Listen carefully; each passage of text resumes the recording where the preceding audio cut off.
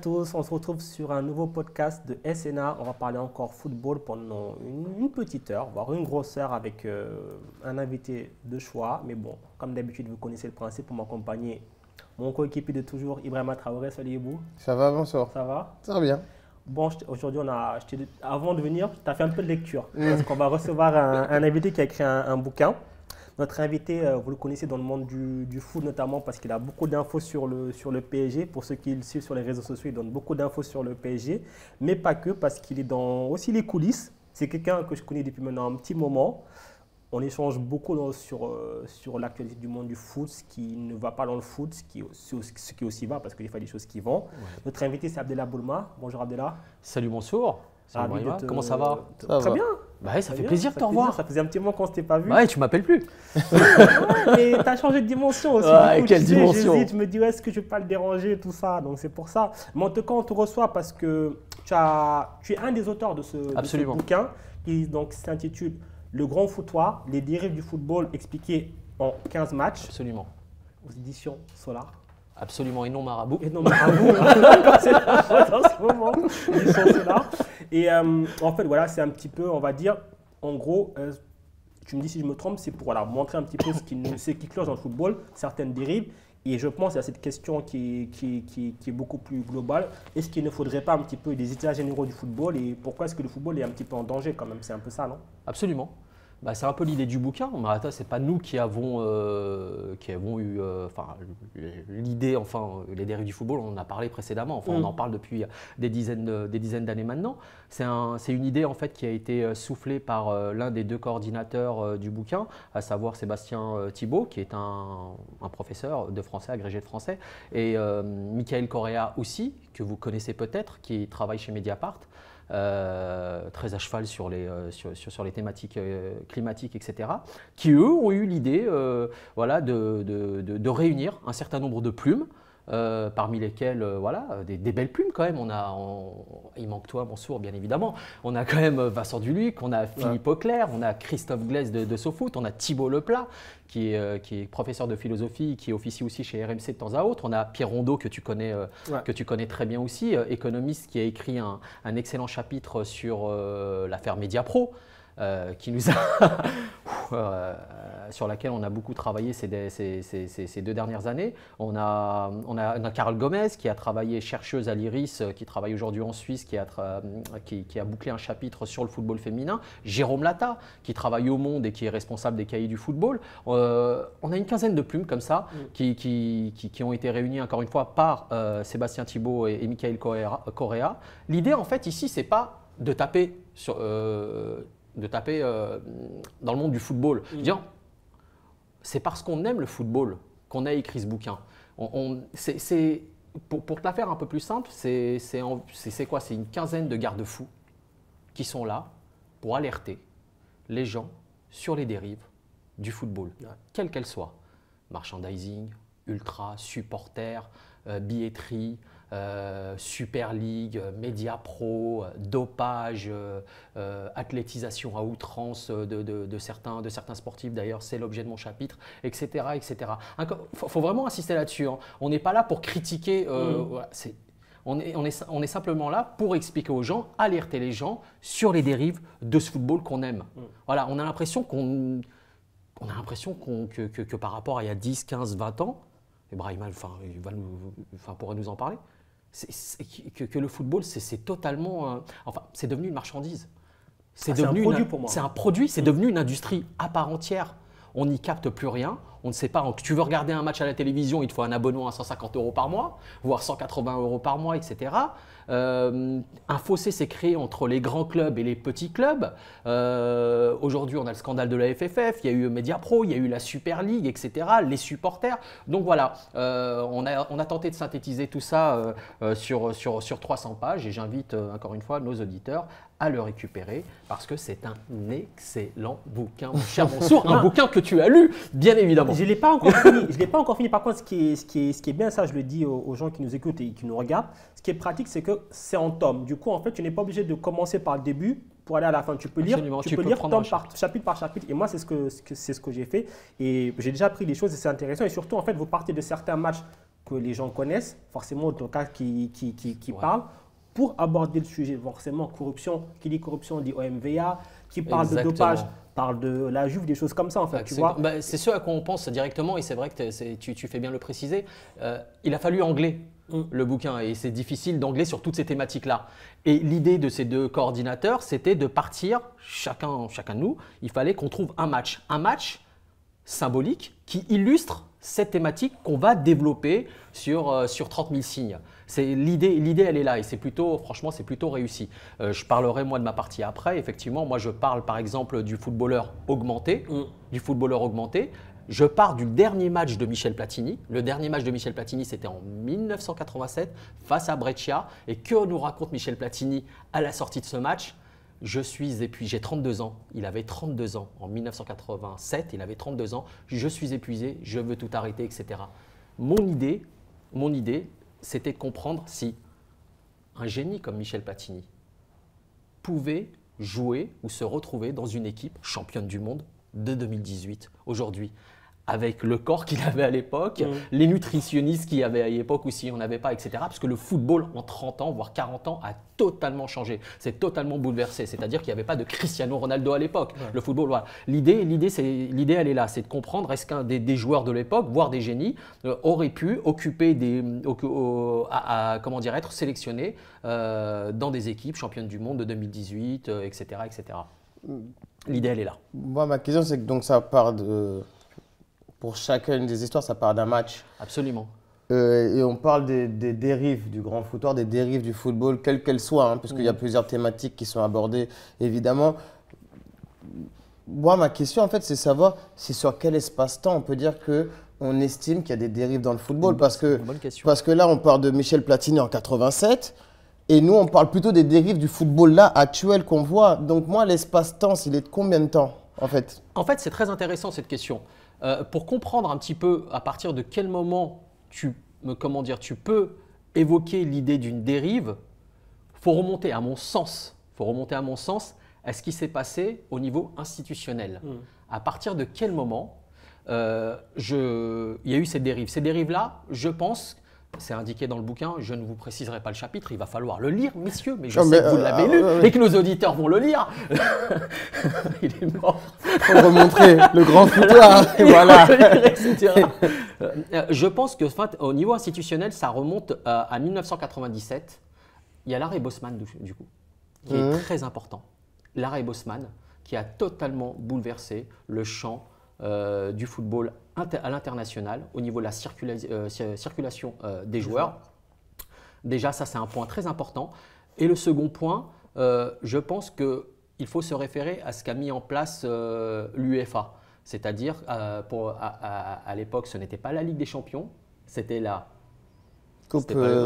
C'était la Coupe des clubs champions. Les clubs champions, voilà. Seuls les premiers étaient éligibles à la participation pour cette coupe-là. Et à partir de 97, ils ont ouvert le champ à la possibilité au second et au troisième de championnat de pouvoir participer à cette compétition. Et c'est à partir de là en fait que quelque chose qui représentait comme qui était un peu vécu comme une denrée rare, c'est-à-dire qu'on attendait tous ce match du week-end avec… Là, désormais, on ouvrait la possibilité dans les championnats au premier, au deuxième, au troisième, voire quatrième de chaque championnat, la possibilité de participer à cette compétition. Arrêt Bosman, plus ça, etc.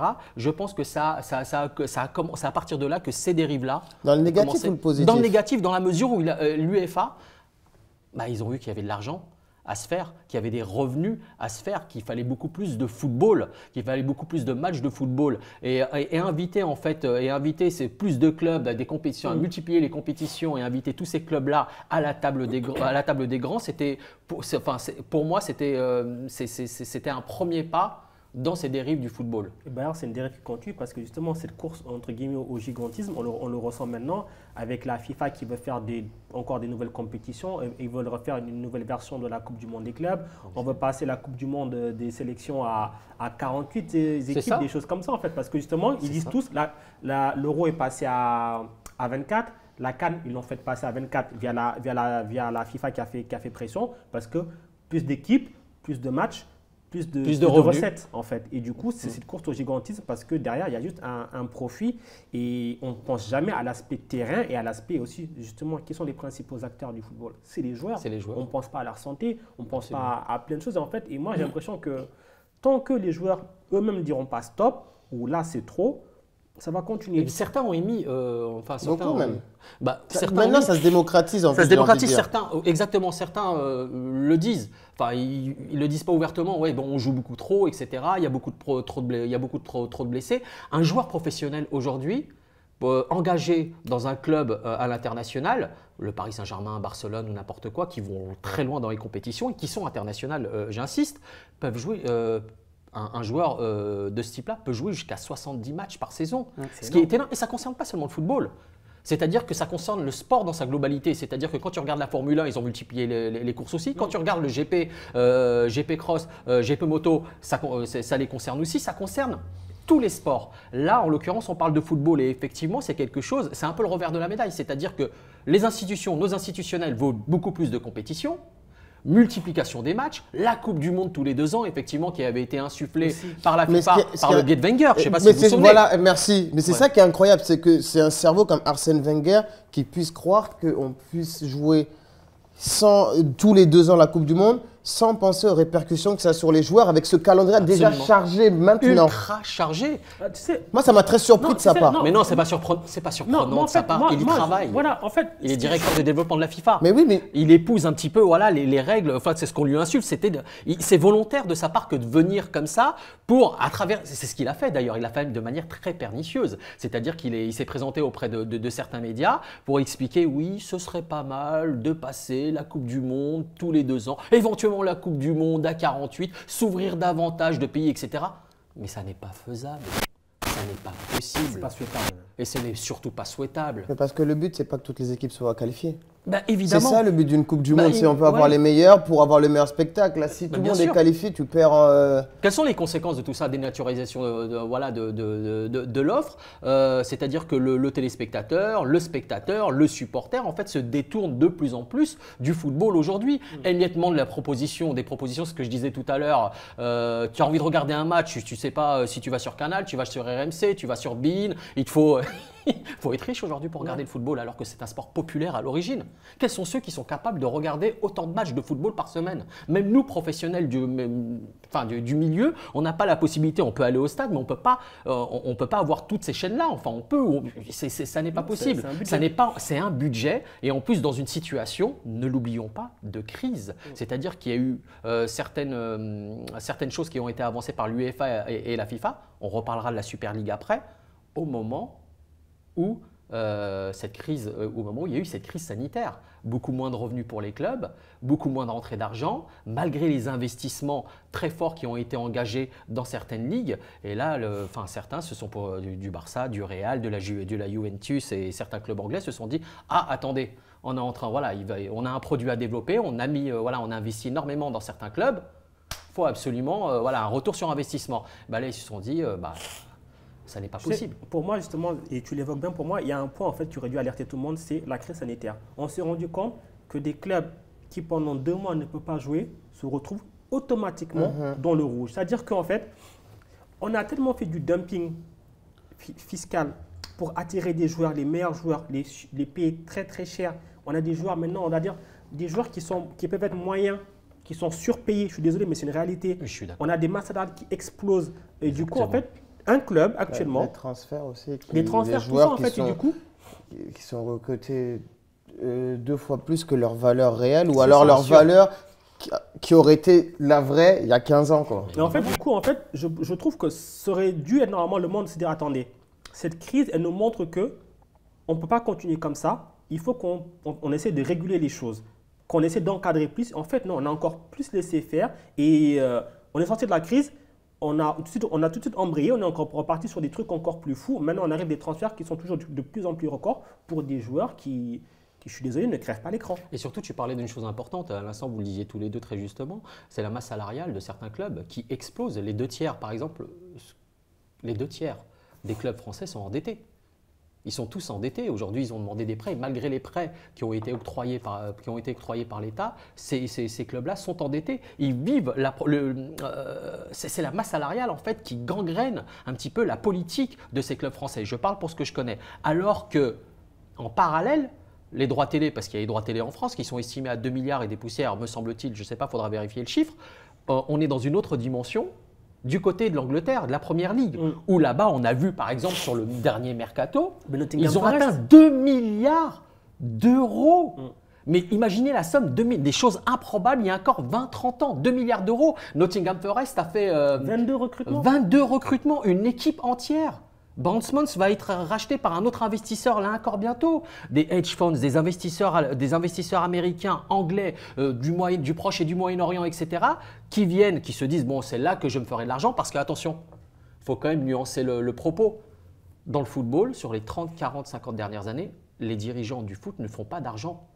Avec le football, on ne fait pas d'argent en tant que dirigeant. Les anciens barons locaux, etc., je parle d'Olas, ils n'ont pas forcément fait d'argent avec le football. Tu veux dire ils ne s'enrichissent pas du non, football? ils ne s'enrichissaient pas Ok. du football. Je parle des barons locaux, je parle de Bordeaux à l'époque, de Tapi, etc. Quand un industriel ou un capitaine d'industrie venait récupérer un club français, ils ne faisaient pas d'oseille, ils ne font pas d'oseille. Donc, c'est lié à la structure des clubs, etc. Et de deux, depuis quelques années, tous ces clubs-là, je parle notamment des clubs français ou même des clubs espagnols ou italiens, sont convoités par des richissimes investisseurs de l'étranger. D'ailleurs, vous remarquerez, Mansour, on en avait parlé une fois, quels sont les principaux investisseurs? C'est des investisseurs du Moyen-Orient, des Émirats, de Dubaï, d'Abu Dhabi, du Koweït, de l'Arabie Saoudite qui a envie d'exister sur la scène internationale depuis très peu d'années maintenant par rapport à son voisin qatari, etc., qui viennent récupérer des clubs de Ligue 2 espagnole à fort potentiel, des clubs de Série B italienne et même des clubs de Ligue 2. Des clubs de Ligue 2 française, etc. On se demande mais pourquoi tu vas investir à 3, t'es Man City, etc. Mais pourquoi tu vas investir? Parce que c'est des clubs qui vont pouvoir développer à l'international. Et c'est un peu, voilà, c'est l'une des dérives aujourd'hui, encore une fois, du football. Mais j'insiste encore une fois là-dessus. On ne fait pas d'argent dans le football. On fait très très peu d'argent dans le football. C'est ça qui est important parce que ces gens-là qui sont riches, qui ont déjà réussi, on va dire, une partie de leur vie dans des investissements et business et autres, ils viennent dans le football, ils ne font pas d'argent. Ça montre bien que si l'enjeu n'est pas, entre guillemets, capitaliste, n'est pas financier, il y a autre chose. Si, l'enjeu est financier et capitaliste pour ces marques parce qu'un fonds d'investissement peut investir à perte. Non, C'est un fonds d'investissement. Toi, tu parles des anciens patrons, Oui. c'est ça? Même de nouveau, je veux dire par là, tu viens, tu rachètes un club, tu sais que tu vas perdre de l'argent.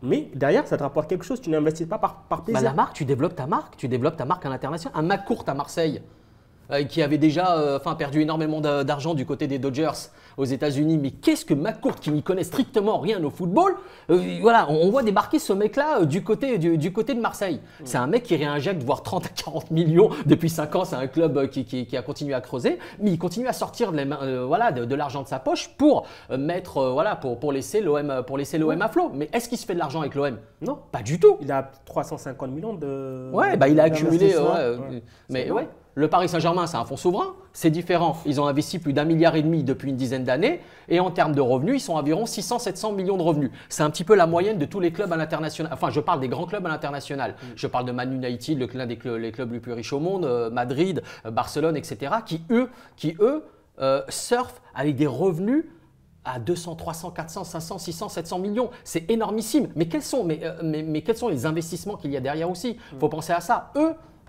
Eux drainent un petit peu d'argent, effectivement, drainent de l'argent avec les sponsors, avec un petit peu la billetterie, les stades qui se transforment totalement, etc., les loges, etc. Mais globalement, dans le football, sur ces 30-40 dernières années, ce n'est pas une industrie qui draine de l'argent. Non. Et puis surtout, par exemple, on prend l'exemple du PSG et d'autres, mais il y a surtout, il y en a qui rentrent dans le foot parce que l'enjeu pour eux, il est ailleurs. C'est de la géopolitique, c'est de l'influence. Exactement, c'est du soft power. C'est autre chose. Et c'est là aussi que c'est problématique parce que à la base, le but, c'était justement de ne pas mélanger football et politique. Mais maintenant, on se rend compte que les deux sont liés. Mais ils ont toujours. Mais Ouais, on va parler de la CAN. On va parler de la CAN juste après. Donc Moi, je te parle de la CAN si tu veux, des mais la Africains. seule dérive alors, c'est pas qu'une dérive financière. Non. C'est pas la pire alors, j'ai envie de te dire. une Là, c'est un parmi d'autres. écosystème qui vit bien, qui enrichit beaucoup de personnes. Qui a enrichi une poignée de personnes. Attention, Oui, il faut mais vraiment les- peser les mots. oui, mais- Et ça n'enrichit pas les supporters. Abdallah, tu ça m'as dit- les endette, les Oui, supporters. mais qu'est-ce que tu m'as dit? Ouais. Oui, mais moi, je te parle de l'écosystème du Oui, football. oui. Parce que forcément, s'il y en a qui s'enrichissent, il y en a qui doivent en pâtir. Bien sûr. C'est comme ça que ça Bien se passe. Toi-même, tu m'as dit des joueurs moyens, c'est Mansour qui Ouais, l'a c'est dit, Mansour, ouais. qui touchent des salaires Bien sûr, incroyables. mirobolants, Ou- ouais. Voilà, donc l'écosystème en soi-même et l'industrie du football, malgré la crise, tu m'as dit, on pensait à vous réguler. Il se passe même des aberrations quand tu dis on sort d'une crise. Et même pour les gens lambda qui ne jouent pas au football et qui touchent des sommes, ils doivent se dire mais qu'est-ce qui se passe là-bas? Mais l'écosystème en soi, il fonctionne. L'écosystème fonctionne essentiellement pour une poignée de personnes. C'est des capitaines d'industrie. Je pense notamment, on pourra en citer des dizaines. On pourrait rester là toute la soirée ou pas? Non. D'accord, on ne va pas en rester toute la soirée. On pourra en citer des dizaines. Je pense notamment à Ineos, du côté de Nice, qui débarque. Je pense notamment à Olas, qui a ouvert son capital à un Américain. D'ailleurs, il n'a pas encore payé. On attend encore. d'ailleurs, Il n'a pas encore payé, on attend. Je pense notamment à Gérard Lopez, qui a foutu le bordel à Moucron et qui a foutu le bordel aussi du côté de Lille Mais et qui justement, débarque, tu vois, à Bordeaux. On parle de Gérard Lopez. Pour moi, Ouais. que le monde du football l'accepte encore, pour moi, c'est pas normal. Bah, bien sûr que non, C'est c'est pas normal. Déjà, il n'aurait même pas dû rentrer. À partir du moment où on a vu ce qu'il a fait dans la Formule 1, on lui dirait écoute, Monsieur Exactement. Lopez, vous êtes gentil, mais vous, restez en dehors des clubs. Mais non, on l'a ouvert Lille, maintenant Bordeaux. C'est pas normal. Ben non, c'est pas normal. Mais comment tu veux agir face à ces personnes? Regarde, au moment où Bordeaux était dans la mouise totale, on parle quand même de Bordeaux, on parle quand même de la région Aquitaine, on parle quand même d'un club puissant en l'état, toute proportion gardée par rapport au club anglais, etc. On parle des vignobles bordelais, on parle d'une richesse, une région très riche, Bordeaux, etc. Est-ce qu'il y a eu des mécènes ou des capitaines d'industrie locaux qui sont intervenus pour récupérer le club? Non. Zéro, il n'y en a eu aucun. Donc on a laissé faire Gérard Lopez, etc., qui a mis les deniers nécessaires, soi-disant, voilà, pour sortir Mais le comment club de la t'expliques mouise. ça alors? Que personne n'a voulu le reprendre avant lui. Parce Eh que ben, le si lui club, vient, bah, j'ai la réponse. le laisses, non Ibrahima, non, parce que le club est trop endetté. Le club était trop endetté. Les 2/3, c'est ce que je disais tout à l'heure, les 2/3 des clubs français sont endettés. Quelles sont aujourd'hui les personnes capables de racheter des clubs comme ça? Des Émiratis, des Qataris. Bon, les Chinois ont un peu lâché l'affaire parce qu'ils étaient à la mode 90, 2000, ils étaient à la mode. Là, ils ont tout plafonné parce que là-bas, c'est culturel. Je me suis déplacé là-bas pour le développement du football à la FIFA.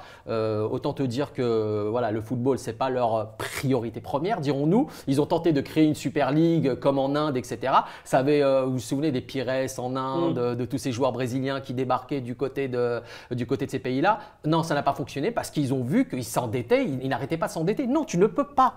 En l'état, il y a eu un fair play financier, on pourra peut-être en parler après. Aujourd'hui, il y a un petit vide au sein de ce fair play financier. Le PSG en pâtit un petit peu d'une certaine manière, malgré le fait qu'ils aient un fonds souverain derrière eux. Mais tu as des clubs comme le Real Madrid ou comme Barcelone qui continuent à s'endetter. Malgré toutes les alertes qui ont été émises à l'encontre de ces clubs-là. Il est là le problème. Tout à l'heure, tu parlais de solutions. Il y a éventuellement le salary cap pour la rémunération. Les acteurs, ils ne voudront jamais. Bah non, ils voudront Mais jamais, pourtant- comme ce qui se passe aux Mais États-Unis. pourtant, il faut le réguler parce qu'à un moment donné, je veux dire, on est dans une bulle spéculative. Tôt ou tard, ça va imploser. Mais bien sûr, c'est ce qu'on dit. Quand est-ce que ça va exploser? Quand est-ce que ça va imploser? Quand est-ce que ce système va s'effondrer? C'est exactement ce qu'on dit dans le bouquin. On alerte à un moment ou l'autre. Tu surpayes des joueurs qui ne sont absolument pas au niveau. Tu les fais venir 6 mois, tu les payes une fortune pour vendre des maillots, pour de la billetterie, etc., pour attirer certains sponsors ou n'importe quoi. Mais il n'y a que certains clubs dans ce monde, c'est ce que je te disais tout à l'heure, qui tirent leur épingle du jeu. La plupart des clubs sont à la gorge, ils sont endettés. Donc encore une fois, on ne sait pas quand est-ce que ça va exploser, mais on y va tout droit. On y va tout droit. Et du coup, Par contre, pour le salary cap, je ne suis pas d'accord. c'est l'ancien joueur qui parle. J'en étais sûr. Je savais qu'il allait dire ça. D'accord. Je savais que tu l'as laissé, il allait dire parler de ça. Non, mais je vais dire parce que moi, par contre, je suis tout à fait d'accord avec toi que, évidemment, il y a des joueurs. Parce que moi, je parle de mérite en fait. Ah bah, je te Attends, promets, tu sais j'ai quoi failli parler de mérite. Non, tu sais je te quoi, moi, promets, en tu as fait, dit je le suis pas- mot. je suis pas pour un Il a dit salaire le cap, mot, le en mérite. fait, anti-capital. Le mérite. En fait, pour moi, À l'origine, le sport, c'est quoi? C'est le mérite. Exactement. Est-ce je suis qu'on parle de d'accord. mérite aujourd'hui quand tu veux créer une Super League? Non, on parle plus de non. mérite. On parle plus du tout de Je mérite. suis d'accord, mais même avec la Super League, je suis d'accord avec toi.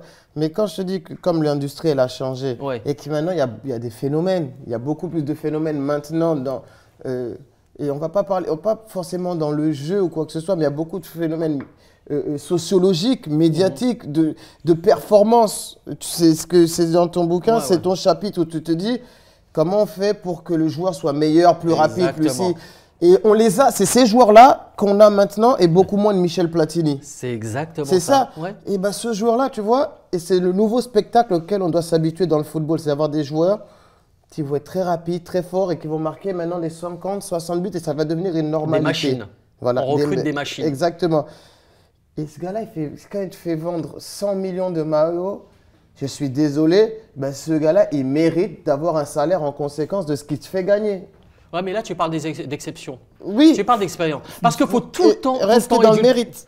Tout le temps édulcorer, c'est ce que tu disais, c'est très juste ce que tu dis. Effectivement, si un joueur génère des revenus, un club, ces joueurs-là, Mbappé, Messi, etc., vont générer des revenus. Bon, forcément, ils touchent des gros salaires. On les pointe souvent du doigt, mais tu as des capitaines d'industrie du CAC 40, des golfeurs ou autres, ou des sportifs de Formule 1, etc., ou des basketteurs à l'américaine qui gagnent de très hauts salaires. On les pointe parfois à tort. Et surtout, ce qu'il faut savoir, on en a parlé à l'époque, Mansour, où tu me parlais encore. À l'époque, il faut savoir que 50 à 60% ou même plus des footballeurs à l'international gagnent moins de 1 000 $ par mois. Donc arrêtons de nous focaliser systématiquement sur les 200 voire 300 professionnels qui s'activent au sein du championnat de France ou dans les autres. Effectivement, ils gagnent beaucoup d'argent, mais parce qu'ils génèrent aussi ces revenus. En revanche, là où je ne serais pas d'accord avec toi, c'est que je pense qu'il faudrait, pour certains en France, faire comme peut-être aux États-Unis, un salary cap. Et attention, il y a un salary cap pour toute l'équipe, mais il y a ils ont la possibilité de dépasser ce ça. Après, même Voilà. pas forcément salarié cap, mais une grille tarifaire, une grille salariale qui va faire qu'entre guillemets, il faut que tu aies un certain statut, par exemple, un certain nombre de sélections. Il faut que tu aies fait certaines choses pour mériter tel salaire. Tu ne peux pas arriver à avoir 18 ans et être le meilleur salaire du club. Mais c'est ce qu'ils demandent tous aujourd'hui. Voilà. C'est à la Maintenant, mode. Je ne sais pas comment tu peux le réguler. Non, ça. non, tu vois, Ibrahim, non, en fait, moi, ce que je trouve bien, c'est que maintenant, Certains clubs le font. Voilà, tu ne peux pas dépasser arrives, certaines. Tu sors de centre de formation, tu signes ton premier contrat pro, tu veux demander 50, 60, 70 000, 80 000 euros. Mais, au nom de quoi? Au nom de rien du tout. Ouais, et au Non, nom mais- de, bah, tant pis pour toi, nous on ne peut pas le payer. Quelqu'un d'autre le fera. qui va le payer et il ira quelque part d'autre et il y aura encore la fuite de tous les talents si on parle du championnat de France. C'est simple. C'est-à-dire que si toi, par exemple, pas une question t'as d'éthique, cette Ibrahim. règle-là Non, c'est et pas que une- t'es l'AS Mais le Monaco, problème, c'est Nottingham là. Forest, il peut rivaliser avec toi déjà. Non, Mais oui, il est là le problème. c'est pas C'est-à-dire qu'une que- question. Imagine fric. maintenant, il y a tous les jeunes qui sortent de centre de formation, premier contrat pro, ils touchent le minimum, maintenant on va dire c'est 70 000. Mais Exactement. tu es mort. Des sommes improbables il y a ton- 20 ans. Le mec, en plus, il sort de centre de formation, il ne va pas jouer. C'est un mec qui va être sur le banc pour faire des petits bouts de match. Il va toucher 70 000. Mais ta star, il va toucher combien? C'est ça le problème. Et c'est un véritable problème dans un vestiaire. C'est-à-dire qu'à l'époque, dans les années 80-90, un joueur qui touchait 70 000, 50 000, 60, 70 000, énormissime. Aujourd'hui, le salaire moyen en Ligue 1, il doit être à 120, 130 000 peut-être, je ne sais pas. Un tout petit peu moins en Ligue 2. Et en troisième, il y a même des clubs de national aujourd'hui où tu as des joueurs qui touchent des sommes faramineuses alors qu'on parle de national. C'est quand même terrible. Faut dire, je regardais ce que faisait un petit peu le FC Versailles, je ne sais pas, etc., qui ont recruté des anciens Ouais, c'est internationaux. J'ai vu les salaires. J'ai vu certains salaires de quelques joueurs de national. C'est bien pour eux.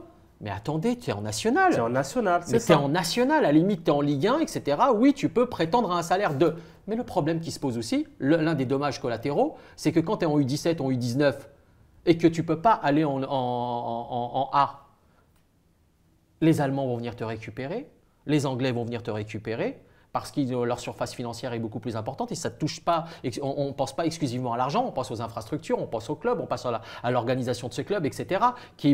À ces clubs-là qui sont beaucoup plus structurés que nos clubs français. Je pense notamment à Nkunku, par exemple, qui est allé du côté de l'Allemagne, ou le petit Diaby qui est allé du côté de l'Allemagne, qui ont débarqué dans ces clubs-là et qui ont découvert des clubs super bien structurés, bien payés, super bien structurés, et en plus ils sont performants et ils sont titulaires. Et tu peux continuer, hein, la liste elle est longue. Et la liste est longue, là j'en ai cité deux. Rien je peux qu'en en citer. Bundesliga, la liste elle est longue. Hein. Ah ben bien sûr. Kolo Muani, Colomboigny. C'est ouais. Francfort. Hein. Pourquoi les clubs ok, français n'arrivent pas à Mais c'est Francfort. On n'arrive pas à le boucler, lui. Colomboigny, il ne va pas à Leipzig ou… ok, Francfort, ils ont gagné la coupe. C'est une très bonne équipe du championnat. Mais tu vois, c'est ce que je veux te dire. Et lui, il prend ce risque-là. Maintenant, ça paye. Il est en équipe de France. Ils sont contents et ça paye. Mais pourquoi? Mais là, le problème, le revers de la médaille, c'est qu'effectivement, nos clubs français, je parle des clubs français, vont former des joueurs qui, pour la plupart, à partir de 17, 18, 19 ans, vont s'engager sur des plans de carrière, non pas dans leur club de prédilection, enfin leur club de formation, mais dans des clubs à l'étranger, parce qu'ils savent qu'à l'étranger, non seulement ils seront titulaires, et de deux, voilà, ils gagneront suffisamment d'argent. Mais tu vois, cette fuite en avant, c'est les Anglais qui la subissent maintenant aussi très fort. Jadon Sancho, même si après ils reviennent, Jadon Sancho, il est parti de City, Bellingham, il était en D2, comment il s'appelle, Hudson-Odoi, il est où? Il est à Leverkusen. Del Grey, il était à Leverkusen. C'est rare, parce que généralement, Et pour maintenant, les il y a joueurs cette anglais, en fait, ils restent, ils ne bougent pas. On voit rarement des transferts de joueurs anglais dans d'autres clubs. Les jeunes. Maintenant, je te jure que tu regardes, il y avait celui qui est à Tottenham, là, je ne sais pas comment il s'appelle, Ryan Nelson, qui était à… Il commence à partir. Bien sûr. Il commence à partir. Ils n'ont plus peur. Musiala, ils n'ont plus peur. Mais ils ne vont pas aller dans des clubs de seconde zone. Oui. Et ils vont aller dans des clubs… Finalement, c'est toujours les riches qui se battent entre eux. Ouais, c'est exactement l'objet… Merci. C'est exactement l'objet du Mais bouquin. je l'ai lu. Je vois que tu l'as lu. C'est ça. un truc de riches. Ils sont entre eux, ils continuent à rester entre eux et à travers l'idée de la création de la Super League, Justement, on reste entre venons-y. nous. Pour moi, la Super League, c'est une barrière à l'entrée. C'est nous, on est entre nous, puis vous, démerdez-vous. Bien sûr, c'est ce qu'ils ont voulu Et mettre en place. malheureusement, le démerdez-vous, ça veut dire, quelque part, vous allez mourir petit à petit, mais c'est votre problème. De temps en temps, on en invitera un pour faire genre qu'on est un peu gentil. C'est comme les gens qui sont très très riches qui vont faire de l'humanitaire. Pour moi, c'est pareil, la Super League. On est entre nous, on va être machin et tout, on va générer nos revenus. Les joueurs, ils vont tourner entre nous aussi, on va être à peu près du même niveau. Puis voilà, puis les autres, bon courage. Mais comme tu parles là, ça veut dire que tu penses que tôt ou tard, ça va se faire. Désolé, moi, quand je t'entends parler comme ça, tu dis qu'à la longue, moi, ce que j'entends, c'est à la longue, ça va se faire. Pour moi, il y a gagneront. deux choses qui peuvent l'empêcher. Il faut qu'elle soit unie. Et peut-être que c'est un peu utopique, mais toujours, moi, je dis le football aux footballeurs. Tant que les footballeurs, notamment avec l'air syndiqué et autres, ne diront pas vraiment d'une façon forte et collégiale, là, stop, on n'en veut pas, mais ils le feront. C'est juste, c'est mon employeur, maintenant je vais faire ça, et celui qui me paye, j'y vais, t'es mort. Mais non, mais ce qu'il faut savoir aussi, c'est deux choses. La première, c'est que… Et les supporters aussi, forcément. Ouais, les supporters, on va en parler rapidement, mais c'est que par rapport à ce projet de Super League, la plupart des 6 clubs anglais qui étaient engagés sont rapidement sortis de piste sous la pression des supporters anglais, tu l'as dit très justement. Les autres clubs sont partis aussi, seuls 3 clubs aujourd'hui persistent. Ils n'ont pas officiellement quitté l'idée de cette situation. C'est la Juventus, c'est Madrid et Barcelone. Barcelone, ils savent pourquoi. Ouais, Barcelone, on sait pourquoi. Mais la Juve aussi, tu peux me dire. Bien sûr. Agnelli, Pérez et je ne sais plus comment il s'appelle, et Laporta. C'est les seuls, c'est les derniers Mohicans. C'est les seuls qui continuent à vouloir. Après, est-ce que ça va se faire ou ça ne va pas se faire? Mais attention, il y a un truc que tu n'as pas évoqué, et j'y pensais là à l'instant. En parallèle, tu as la Ligue des Champions, effectivement. Mais la Ligue des Champions, c'est déjà une ligue fermée d'une certaine manière. Oui, c'est devenu la Super League. Enfin, la nouvelle formule, c'est la Super League. Oui, parce qu'on les attendait. On les attendait, mais… Tu sais, oui, mais encore, c'est ligue fermée, mais encore, je suis désolé. Il y a encore un petit peu… En tout cas, c'est moi maintenant le côté un petit peu parce que tu y vas sportivement. Alors certes, on va dire, forcément, si tu es plus riche, tu es plus armé, tu as plus de chances d'y aller. Mais encore, il y a ce mérite sportif. Alors par exemple, là, on est je prends juste comme ça un exemple, Arsenal, qui ne foutait rien depuis des saisons. Ils faisaient la Super League, on les invitait en Super League. Alors que sportivement, je suis désolé, ils étaient à la rue. Ils étaient à la rue, mais on allait les inviter parce qu'on savait qu'Arsenal, c'est une équipe qui allait générer des revenus. Pour moi, ça, c'est pas normal parce que là, il n'y a plus aucun critère sportif. Justement, le but du sport, c'est que c'est le terrain qui doit parler. Oui, c'est le terrain. C'est le terrain qui doit parler. Oui, mais ça, quand l'Ajax, il y a 2 ans, elle malmène tout le monde sur la scène européenne, c'est le terrain qui parle. C'est-à-dire que si tu avais fait la Super League il y a 2 ans, l'Ajax, elle n'y est pas. Je pense que l'Ajax, justement, elle y est en Super League. Ah, je ne suis pas sûr. Parce qu'on voit aussi ce que tu représentes en tant que club. De toute façon, moi, que la formule soit différente, dès que tu es en 8e de finale, tu es déjà en Super League. En Chaque fait, année, en fait, tu es ouais, en mais Super non, mais en League. fait, c'est la Ligue des Champions depuis je crois. C'est toujours les mêmes. Hein. C'est les vainqueurs de la Ligue des Champions depuis 15 voire 20 ans. Donc on a 5 équipes. Voilà, il y en a. Six. C'est 5-6 équipes qui font partie des 4 championnats les plus les top 4. C'est l'Angleterre, l'Italie, l'Allemagne et l'Espagne. Voilà, on n'en a pas un autre. Je crois que le dernier en date, je crois que c'était FC Porto en 2004, me semble-t-il, avec Mourinho. Ouais. Il y avait aussi Dortmund à un moment quelque part. Mais sinon, le dernier carré est aujourd'hui, c'est un pré-carré, c'est le cas de le dire, c'est un pré-carré où sont invités essentiellement les clubs les plus riches au monde. Donc, est-ce qu'il y a corrélation forcément entre l'argent et le succès sur le terrain? Oui. Globalement, oui. Oui, d'une certaine manière, c'est ce qui se passe aujourd'hui avec la Ligue des Champions. Là, si tu as plus d'argent, tu as plus de chances de gagner. Ah bah bien tout sûr. simplement. Mais en oui, fait. parce que les gens- tu récupères les meilleurs joueurs. Tu forcément. récupères les meilleurs C'est joueurs, ça. tu attires les meilleurs joueurs. Aujourd'hui, quand on regarde les effectifs de Man United, tu regardes les effectifs du Paris Saint-Germain, Alors etc. justement, Ebou, si tu fais un salarié cap, tu sais que, je dis un chiffre comme ça, je ne pourrais pas toucher plus de 200 000. Que j'aille à Dortmund, que j'aille à Mayence, que j'aille machin, quel que Ça soit le truc, n'arrivera- ça n'arrivera pas. Ça n'arrivera Ça n'arrivera jamais, pas. oui. Tu vois, mais tu dis juste où que j'aille, de toute façon, ils me proposeront tous pareil.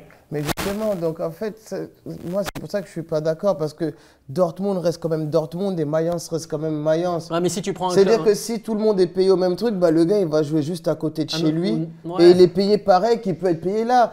Il y a aussi, et ce mérite que les clubs, comme ils se sont construits pour moi, de dire qu'en fait, oui, c'est aussi une opportunité de s'élever et que là, je puisse toucher en fait plus que là. Et donc, ça fait que je travaille pour aller là. Sinon, tu restes à côté de chez toi avec tes amis, tes potes et tu joues là parce que tu Ah, vas mais toucher le même salaire là que là. Ah, mais ça, je suis entièrement. Mais je pense pas qu'on ira. Je pense pas que ça va se présenter de cette manière-là. Mais aujourd'hui, tu as l'impression, c'est même pas une impression, c'est une réalité que la plupart des joueurs ne vont pas dans un club pour le projet sportif, mais pour l'oseille, pour l'argent. Oui, il y a les essentiellement. discours, le projet, machin. Le tout, projet mais faut sportif. arrêter. Ça se dit même de moins en moins. Oui, hein, mais ça Ça, remarque, c'est hein. aujourd'hui- oui, déjà le projet Franchement, sportif. Il ne faut ouais, pas se mentir, quel on te projet présente sportif. deux contrats. Bizarrement, Bien tu signes sûr. toujours dans 99% des cas le contrat où tu es mieux payé. À un moment donné, c'est Ah, la mais réalité. voilà, mais attends, est-ce que c'est même inhérent à l'homme? C'est dans l'essence même de l'homme. Je te prends toi à Mansour. Si Dortmund, enfin, si le PSG t'appelait demain et qu'il te proposait 800 000 euros par mois, C'est peu.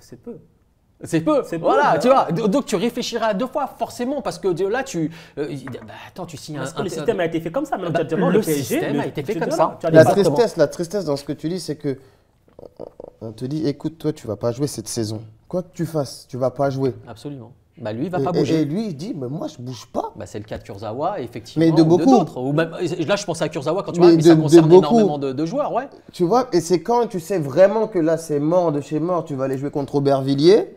Ou non, mais parce que c'était ça qui était prévu. Et Mais là, tu dis, c'est un ah coup de ouais, là, pression, c'est un ouais. autre, oui.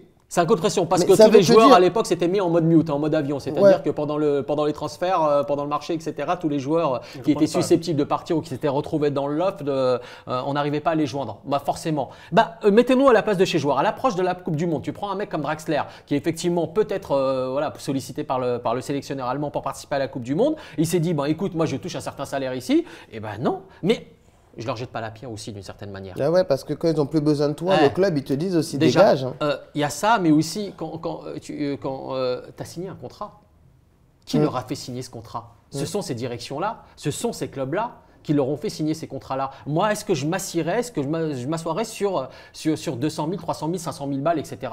Bah peut-être pas. Bah, peut-être pas que je ne m'assois pas sur 1 million, 2 millions, etc. sur 2 ans. C'est ce qui a été réclamé par exemple à un certain joueur du Paris Saint-Germain comme Idrissa Gueye. Tiens, parlons-en d'Idrissa Gueye. Voilà, les négociations, pourquoi ça a été aussi long? Parce qu'il a demandé pendant des semaines une compensation indemnitaire pour son départ. Parce qu'arrivé à Everton, il touchait 3 millions. À Paris, il touchait environ 6 millions. Tu divises ton salaire par 2. Et ben lui voulait une compensation indemnitaire. C'est ce qui s'est passé pour Icardi, c'est ce qui est passé pour tous les joueurs du Paris Saint-Germain. Et de ce point de vue-là, Et là, ça je fait ne du leur PSG. jette pas la Non, c'est pierre. la faute du PSG C'est qui la a faute du signé des PSG, des contrats. directions, qui se retrouvent, et pour rebondir sur ce qu'on disait tout à l'heure sur la masse salariale, c'est ce qui s'est passé. Tu files des contrats en or à des joueurs moyens, à des joueurs qui ne sont pas susceptibles de jouer dans des clubs de chapeau 1, mais de chapeau 2 ou 3. Voilà, ils ont des salaires de chapeau 1, mais ils ont des niveaux de chapeau 2. Donc voilà, l'équation est vite faite. Donc on a du mal à faire partir ces joueurs-là. Mais surtout, tu prends aucun top joueur d'un top club et tu le recrutes. Bien sûr. Si, parce qu'à salaire égal ou quoi que ce soit, il ne vient pas. Bien sûr. Tu prends Messi, mais parce que Messi, c'est un concours de circonstances Ben oui. incroyable. Sinon, Tu ça prends va Neymar, parce que Neymar, c'est un concours de circonstances incroyable. Tu prends Mbappé, mais tu le prends à Monaco, avant que maintenant que ce soit Mbappé. Mais sinon, tu peux me dire quel grand joueur quel joueur dans une grande équipe le PSG a pu recruter? Pourquoi le PSG ne peut pas recruter Casemiro? Je sais pas. Il va à Manchester United pour jouer l'Europa League. Parce qu'ils savent- Si c'est question de sous, ils peuvent les donner, les sous. Mais tu vois ce que je veux te dire? Après, il y a la compétitivité de la Ligue 1. Mais bon, et moi, c'est après, ce il y que a je te tout, dis. t'as Je aussi vois, un je joueur vois pro. aucun joueur au PSG qui est venu d'un top club, qu'ils ont arraché un top club et qui est dans sa forme. Tu vois ce que je veux dire? Pas vieillissant ou pas parce que l'autre, il voulait plus y aller. J'ai pas de Bah, souvenir. ça rejoint, mais c'est bien ce que tu dis parce que ça rejoint encore une fois l'idée qui a été l'une des idées qui a été développée dans le bouquin sur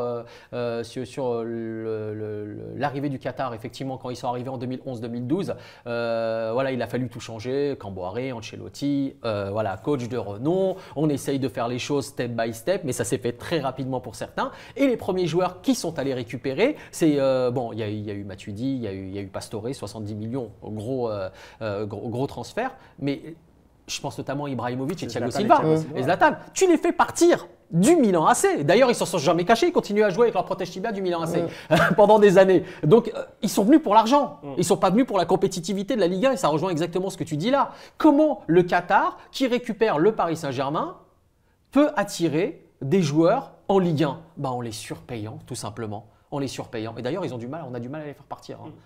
Voilà. Et oui, parce qu'on peut pas, ils peuvent pas concurrencer d'un point de vue sportif les Anglais, les Allemands ou les Italiens ou les Espagnols, parce que notre Ligue 1 est moins compétitive, même si j'adore ma Ligue 1, je l'adore, mais on n'est pas compétitif par rapport à ces pays-là. C'est la raison pour laquelle on a du mal à recruter ces joueurs-là à l'international, hormis si on leur file des gros contrats.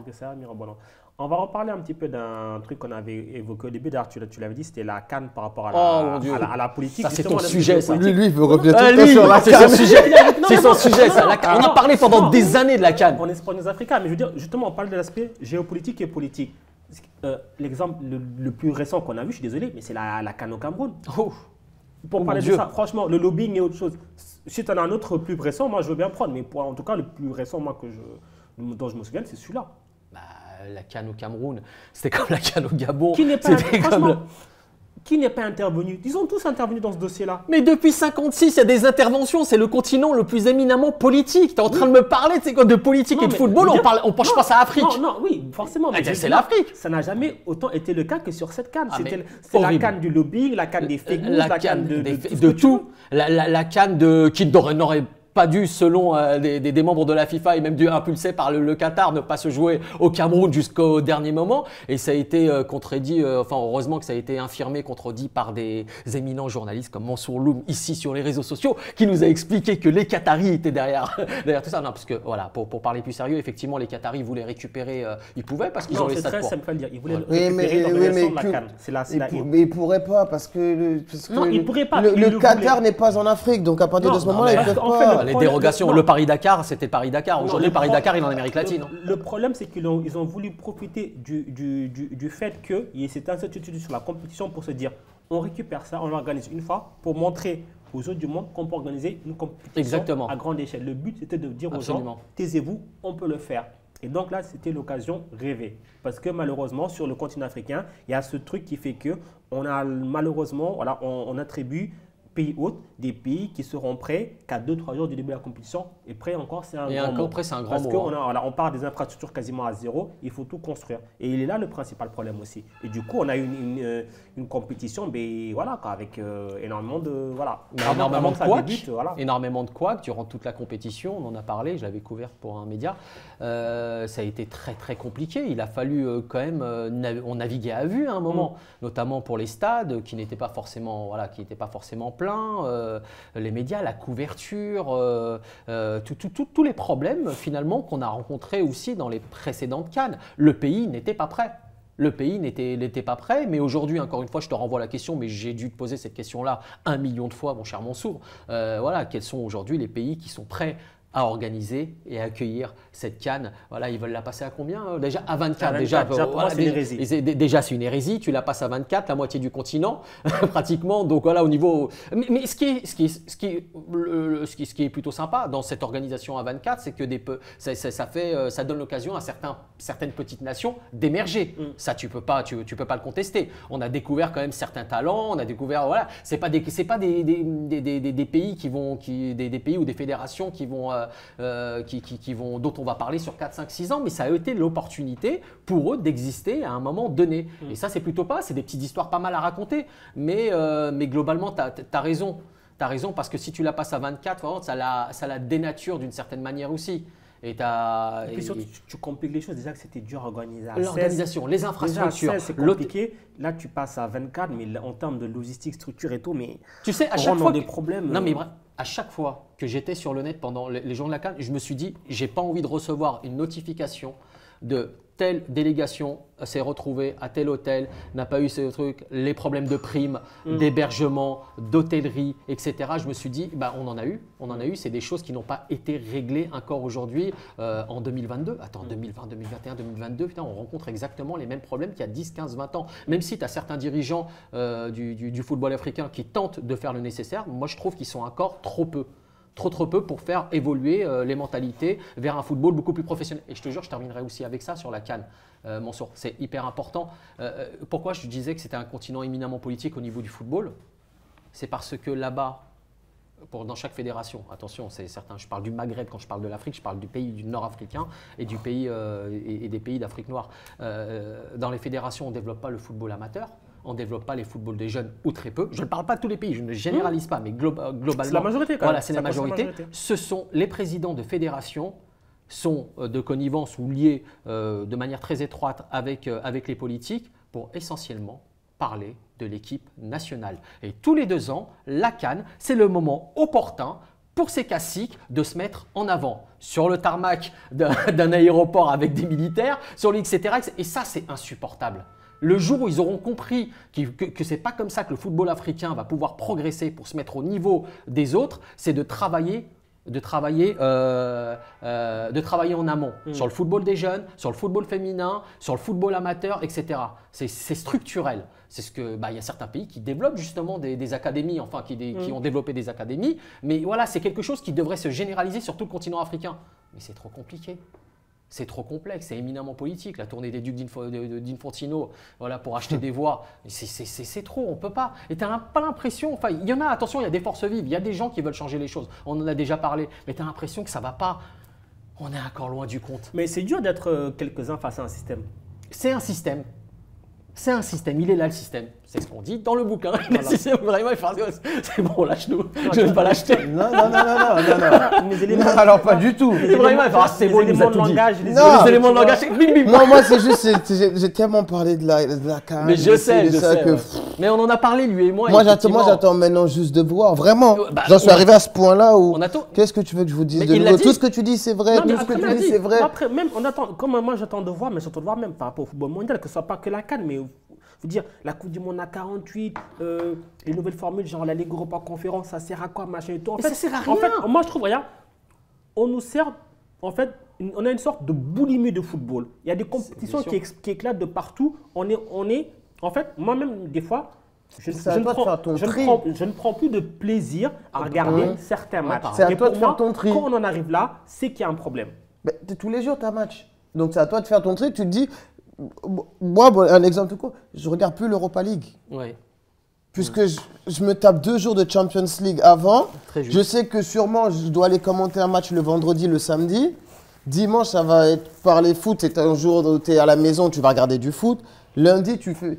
Donc, tu choisis, tu es obligé de choisir 1 ou 2 jours. Tu dis, bah non, celui-là, je coupe, désolé, l'Europa League, c'est bien. On regardera quand il y aura les quarts de finale ou quoi que ce soit. Absolument. Je ne peux plus regarder un match de poule d'Europa League parce que sinon, c'est-à-dire que ton spectre, il est que sur le football et c'est tous les jours. Je ne peux plus. Ouais, et surtout que c'est ce que tu disais tout à l'heure sur le développement des compétitions à l'international, même en Afrique. En Afrique, ils voulaient passer une Coupe du Monde des clubs. Enfin, une Super League. Une Super League. Elle va se faire en septembre 2023. Ça y est, c'est acté. C'est acté. Tu vois, je ne le savais même pas. En gros, ce qui s'est passé, c'est que comme ils ont essayé de forcer en Europe, ça n'a pas passé.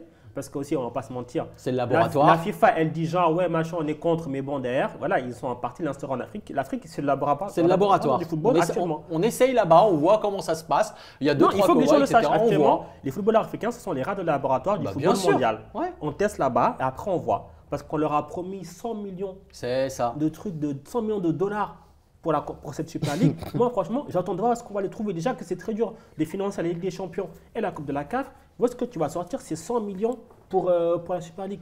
C'est bien sûr, hein. des chiffres qui sont fous, je trouve. Bien sûr. C'est hallucinant. Mais tu as combien de compétitions qui sont jouées aujourd'hui en Afrique, par exemple?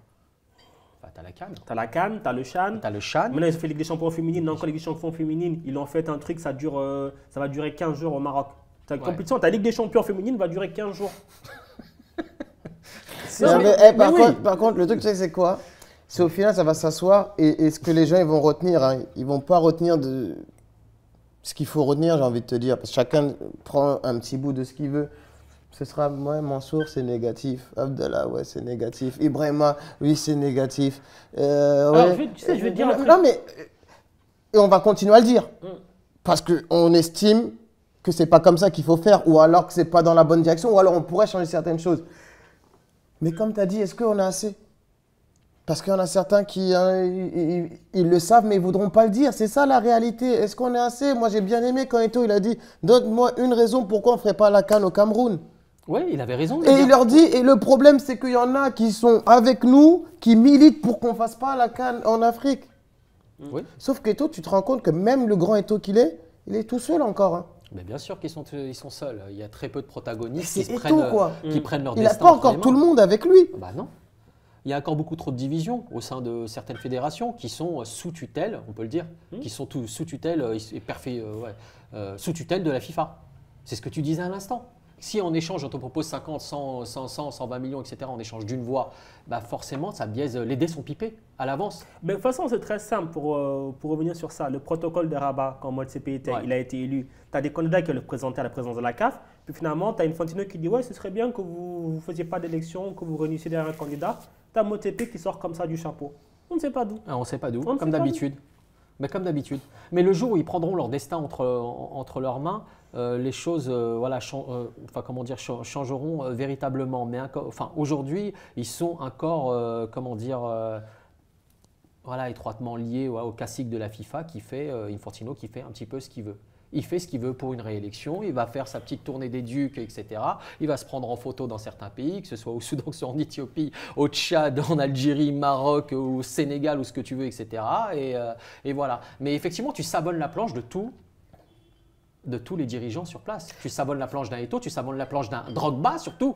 Tu sabonnes la planche d'un Drogba. Où tu savonnes la planche de tous ces joueurs qui se sont affirmés à l'international, qui ont acquis de l'expérience à l'international, qui ont un véritable savoir-faire qu'ils ont appris à l'international et qui peuvent revenir dans leur pays d'origine parce que déjà ils reviennent, alors qu'il y en a beaucoup qui ne le font pas. Il y en a qui viennent même, je parle de football purement football, ils viennent à reculons. Aujourd'hui, il y a certains sélectionneurs qui enfin arrivent à convaincre certains joueurs de revenir. Alors je parle de ces dirigeants-là qui veulent faire du travail dans leur pays, mais c'est gratifiant, mais c'est super louable de leur part. Mais quand ils arrivent et qu'ils débarquent dans ces pays-là, et que là tu tombes, que ton frère te met des bâtons dans les roues parce que ton frère a reçu, tu peux pas avancer. Ça me fait rire parce qu'on avait déjà parlé de ça. Mais il y a un système qui est fait déjà pour ne pas que tu puisses revenir. Donc déjà, c'est ça le problème. Exactement. C'est ça le problème, Mansour. En fait, on parle des dérives du football, mais en fait, le principal problème, c'est que quelque part, les décideurs du football, le football ne les intéresse plus. Pour moi, est-ce qu'il les a déjà intéressés? Ça, c'est jamais une de la question. vie. En fait, finalement, ceux qui devraient prendre des décisions pour le football, ils prennent des décisions pour leur pomme, pour leur portefeuille, et puis ça s'arrête là. Les 2/3 du stade de 1998 pour la finale France-Brésil, c'était des cols blancs qui se désintéressaient, qui étaient totalement désintéressés du football. C'est ce qu'avait, d'ailleurs, c'est ce que Deschamps avait dit, ou même des joueurs de l'équipe de France. Ils disaient, mais attendez, on n'est pas dans un stade populaire. On est en finale de Coupe du Monde et les 2/3, enfin j'exagère peut-être, mais il y en avait un sacré paquet, c'était des invitations de cols blancs. Des gens qui étaient totalement désintéressés du football. Avant 98, le football n'existait pas ou peu en France. C'est à partir de là qu'il a véritablement pris de l'ampleur parce que la France, sachant que c'est un pays éminemment élitiste, où on avait très peu de gens qui s'intéressaient, nos élites qui se désintéressaient totalement du football, c'est à partir de 98 que les choses ont commencé à prendre. Mais aujourd'hui, tu le vois, parmi tous ces gens-là, tu en as beaucoup qui récupèrent ces clubs et qui en ont strictement que ce ne sont pas des passionnés de football. Ce sont des gens qui sont là pour faire de l'oseille, tout simplement, ou pour exister au niveau international. C'est du soft power, je pense notamment au Qatar, je pense notamment à l'Arabie Saoudite, je pense notamment aux Émirats Arabes Unis avec Manu, je pense notamment à certains Américains, etc. etc. Donc c'est problématique. Abdallah, moi j'ai une question pour toi, je voulais absolument te la poser. Est-ce qu'il y a une dérive culturelle ? Ça peut englober beaucoup de choses, je sais que c'est vaste. Déjà sur notre façon, culturellement, de base on aime le foot. Oui, tous. Là on est en train de dire on en a trop du foot.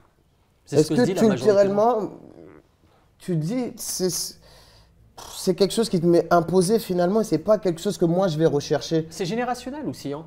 Parce que c'est générationnel, tu as comme une dimension comme ça générationnelle. Il y a eu des sondages qui avaient été effectués par certains instituts, notamment le CEIS, l'Observatoire du football situé en Suisse, etc. et qui avaient déterminé la chose suivante, c'est que les jeunes aujourd'hui, en fait, se désintéressaient de plus en plus du football pour d'autres disciplines, pour des jeux vidéo ou n'importe quoi. Et même, il y a certaines choses qui ont été mises en place sur le, je ne sais pas si vous vous souvenez, sur le hachement du match de football. Où il pouvait, aujourd'hui, le gamin ou n'importe qui avait la possibilité de regarder juste 5 minutes d'un résumé d'un match, etc. Et qu'on se détournait finalement de l'objet même que représente, de l'essence même que représente le football aujourd'hui. Et c'est lié à ce qu'on disait tout à l'heure, c'est culturel. Aujourd'hui, c'est générationnel. Il y a des gens qui se détournent un tout petit peu du football, même si ça reste le sport numéro 1 au monde, le sport le plus populaire du monde. Et je crois que dans certains pays industrialisés, comme la France, l'Italie ou n'importe quoi, beaucoup se détournent de plus en plus du football. En revanche, ça n'est pas le cas en Afrique, en Amérique latine, ou même sur d'autres continents qui sont peut-être qui n'ont pas des pays ou des… peut-être parce qu'ils sont encore moins avancés. Parce que c'est ça, c'est les étapes. Voilà. Moins avancés en tout cas dans le domaine footballistique. Dans le domaine footballistique, ils développent un camp qui sont passionnés. On a regardé par exemple un contre-exemple par rapport à ce que tu disais. C'est Luis Suarez qui revient en Uruguay, etc. Et on voit cette photo et cette image qui circule sur les réseaux de lui avec ses partenaires qui prête son vestiaire sur une espèce de terrain vague. On parle de Luis Suarez. Le mec, c'est un multimillionnaire qui a gagné des titres monumentaux du côté de Barcelone. Et là, il revient dans le club de son enfance. Ça, c'est une belle histoire. Effectivement, je pense qu'il y a encore des foyers de résistance. Moi, je pense encore qu'il y a encore des gens qui aiment le football tel qu'on l'aime nous. Et non pas ceux qu'on décrit dans ce bouquin-là. Ouais. Voilà, tout simplement. Alors, avant de finir, justement… Déjà fini mais tu parles vous beaucoup. Parlez trop aussi, vous. Non, mais… Vous parlez trop, vous. Ça évoque un petit peu le bouquin. Peut-être qu'il faudrait, même moi si je l'ai dit au début en introduction, une sorte d'état généraux du football. Ouais. Mais déjà fait par qui? Et qu'est-ce qu'on pourrait en tirer? Est-ce que juste ça servirait les intérêts de qui? À part certaines associations qui mettent ça en place, certaines revues ancrées politiquement plutôt à gauche, etc. Qui véhiculent des idées de meilleure répartition des richesses, etc., de justice sociale, etc. Certains d'ailleurs travaillent parmi les plumes de ce bouquin. Certains se sont engagés sur cette voie-là, par exemple, et qui participent à des associations pour promouvoir un football beaucoup plus éthique, beaucoup plus moderne, etc., etc. Ça, c'est intéressant, mais je ne pense pas qu'au niveau macro, je ne pense pas qu'au niveau institutionnel, que ce soit l'UEFA, que ce soit la FIFA, que ce soit la CAF, la CONCACAF ou autre, on s'intéresse à ces choses-là, ou peut-être de manière minime, quoi. Je pense que ça continuera à grossir dans les années à venir et qu'on se leurre un tout petit peu. Ouais. On se leurre totalement. J'ai pas envie de terminer par une note pessimiste quand même. Non, mais c'est vrai. Attends, il faut dire la réalité des choses. On y va, on est en plein dedans. Aujourd'hui, on parle, il y a ce scandale à FFF. C'est pas pessimiste puisque c'est réaliste. C'est la réalité des choses. Justement, Et la réalité, si je veux que chacun prend la réalité Voilà. comme il a envie. C'est comme ceux qui actuellement tirent la sonnette d'alarme sur C'est tout. l'environnement, le climat, C'est ça. etc. Voilà. C'est la réalité. Mais C'est quelque chose qui se fait sur le long terme, sur le temps long. C'est pas quelque chose qui va changer en 2-3 ans. S'il y a les états généraux de Grenelle du football demain ou après-demain, etc. Il y a des choses, il y a des colloques qui sont organisés avec des parlementaires, le Sénat, le BDU, etc. Mais c'est pas des choses qui vont Mais profondément faire avancer les Il faut que mentalités. ce soit populaire, il faut Ouais. que ça soit ouvert à des personnes qui, elles, aiment vraiment ça. Tu vois, Ouais. on décide pour des personnes qui… C'est là le problème. Et on en revient toujours au même problème. Ce sont ces décisionnaires qui prennent comment dire, en compte voilà, l'avenir de tous les footballeurs du monde, alors que ça ne devrait pas être eux, quoi. Ils sont absolument pas compétents en la matière, mais ils ont l'argent, quoi. Tout simplement.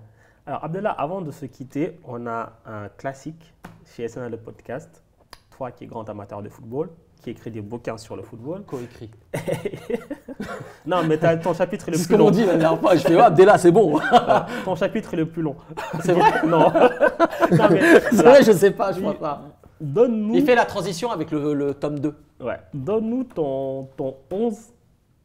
Ah. Ouais. Donne-nous ton 11. Après, tu vois un peu le 11 que tu veux. Est-ce que c'est un 11 de cœur? Est-ce que pour toi, c'est ton 11 des meilleurs joueurs? Peu importe Voilà, les critères, importe. c'est toi Oh, qui mon choisis. Dieu. Tu choisis, voilà. Ou une tu peux thématique choisir qui nous fait ton 11. Voilà, un 11 d'un club ou d'une équipe nationale, n'importe quoi, comme tu veux. Oh, j'en avais fait un 11. Je crois que j'avais participé à un truc comme ça sur les réseaux sociaux. J'avais mis, ouais, mais c'est un 11 banal finalement, mais c'est un, Oui, mais- 11, c'est un 11 banal. J'avais mis au goal, j'allais dire les Tizi. Ouais, je veux dire, on va s'arrêter là. Hein. Ouais, bah, merci. J'allais dire les Tizi. Non, j'ai mis Neuer, je crois, dans les cages. Dans les cages, ouais. J'avais mis Cafu. À droite. À droite, j'avais mis Maldini en charnière. J'avais Ouais. mis Maldini en charnière. J'avais mis à côté de lui, j'avais mis Baresi. Ouais. À gauche, j'ai mis Carlos. Au milieu, j'ai mis Redondo. Très bon choix. En 6 qui l'accompagne, j'avais mis Xavi. Ouais. Devant, j'ai mis Baggio. C'est mon joueur préféré, Roberto Baggio. Incontournable, on peut en parler pendant des heures, c'est mon joueur préféré. Je t'ai rien dit, moi. Je sais qu'il m'a regardé un peu. Non, alors pas du tout. Il est où l'Africain là-dedans? Donc, Ah non, même pas. Alors, c'était même pas ma réflexion en plus. C'était même pas ma réflexion. Devant, je voulais pas mettre, c'est trop facile de mettre du Maradona, du Platini, du Zidane, c'est trop des génies, tu vois, voilà, tu le mets dans l'équipe. Il me semble devant que j'avais mis qui devant? J'avais mis Basten, Van Basten, Ouais. Wea. Il t'en manque un. T'en manque un, ouais. Je me souviens plus lequel j'avais mis. Van Basten, Wea, Baggio. Il te manque un offensif Redondo. encore. Ouais, il me manque un offensif. Je sais plus lequel j'avais mis. Je me souviens plus, mais elle est trop déséquilibrée mon équipe. Attends. Je me souviens Ou plus. tu mets un tarif ou tu prends un tarif. Ah mais, ouais, il t'en ouais. manque un, Non, ouais. non. J'ai beaucoup, franchement, pas craché sur lui, voilà, je l'ai beaucoup tensé, etc. Alors que je l'apprécie beaucoup. Allez, j'aurais mis Madjer, allez. Madjer. Voilà, mais ça Madjer fait en un offensif. beau 4-3-3. Ouais, un beau 4-3-3. Un petit peu déséquilibré, hein, beaucoup Déséquilibré, très mais déséquilibré. c'est la quand mode même. maintenant de déséquilibre. Regarde, Ouais, Nagelsmann, mais Bayern, ouais, mais voilà, bon, c'est- faut la faire jouer cette équipe. Voilà. Ceci dit, c'est solide derrière. Hein. Voilà. Baresi, Maldini, je pense que ça, il y a très peu. Hein. Tu peux mettre le milieu que tu veux derrière, ça passe Ça pas. va, hein. ça va, C'est ça l'Everest. va Hein. solide, ouais, Ça clair. passe pas. Même C'est Neuer, costaud. Dans les buts, ça va être costaud. Ah pour- oui, avec Neuer. Bon, t'as Baggio quand même. Il n'y a Valeur que des sûre. esthètes en plus. Ouais. Ah, bah, C'est du beau football. obligé, du beau football. En tout cas, Abdallah, merci pour ton passage. Ah bah merci à On vous. rappelle donc ton bouquin que tu as coécrit, Le Grand Merci. Foutoir, les dérives du football expliquées en 15 matchs aux éditions Solaris. Solar. C'est pareil. C'est le titre qui est important. Ouais, c'est le tease. Là, il pensait à Marabout. Il pense à Marabout tout à l'heure. Voilà. Je vais appeler Paul Pogba. Faut le regarder. Attends. Moi, je lis pas énormément, mais je le lis. Et pour vous dire, voilà, ça peut se lire en chapitre et tout, donc c'est très Absolument. instructif. Merci Absolument. beaucoup et puis Merci à vous. beaucoup de courage pour la C'était court, suite. merci. Merci encore Ibou pour d'être toujours avec Hugo, c'était nous. super Merci. intéressant. Merci à Et vous. puis on se Merci. retrouve très bientôt pour un nouveau podcast. Allez, ciao, ciao. Ciao.